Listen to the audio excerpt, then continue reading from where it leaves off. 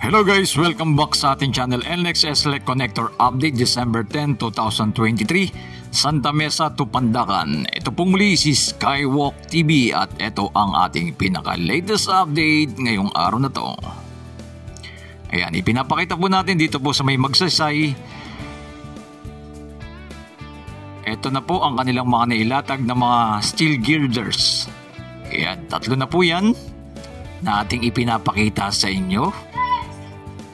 Salamat sa mga nag-like, nag-share at nag-follow ng ating pinaka-latest update at tuloy-tuloy ang ating pag-update dito po sa may NLEX Select Connector. Ayan. At nakita po natin ay nagkakabit na po sila ng mga steel girders na ikakabit po nila nito kagabi. Ito po ikuha natin kahapon. Ayan. Etong left side ang kanilang ginagawa dito papunta sa may Manila Bay. Etong ating right side ay going to Cubao to EDSA. Dito po sa may PNR station ng Santa Mesa ay tuloy-tuloy po ang kanilang paglalatag ng mga poste po dito. At yung mga bahay ng mga gigibain pa ay tuloy-tuloy na po ang kanilang ginagawa. Dito po sa PUP University na Santa Mesa na ating madadaanan. Iyan.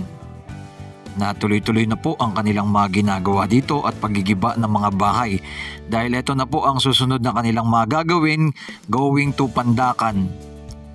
At i-connect sa Skyway Stage 3 na tuloy-tuloy na rin po.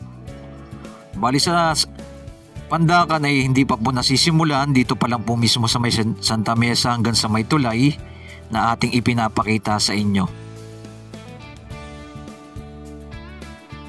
Ayan. Etong ating left side, ito yung mga bahay po na mga gigibain pa. Pero tuloy-tuloy na po ang pagigiba po dito. May mga nakaalis na rin po dito sa area na to. Yan, itong ating right side, ito po yung Polytechnic University ng Santa Mesa.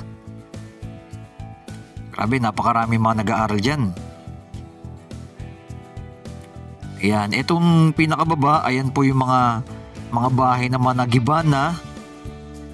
Yan dito sa may area na to. Paliko na po yan, papunta na mismo sa may Pandacan area. Pero dito naglalatag na po sila ng mga steel spearhead kasi may mga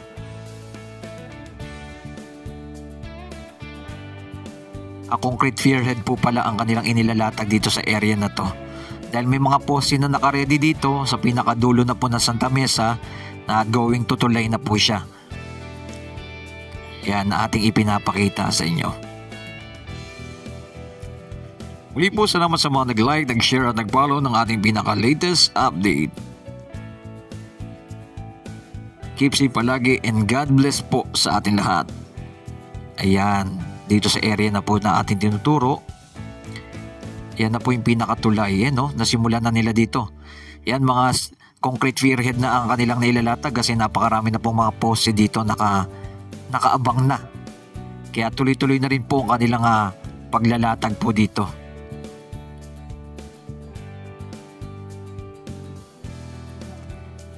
Yan, maraming salamat sa inyong lahat dyan. At salamat sa isang mabuting pagkakataon na tayo nakapag-update. Salamat sa Diyos.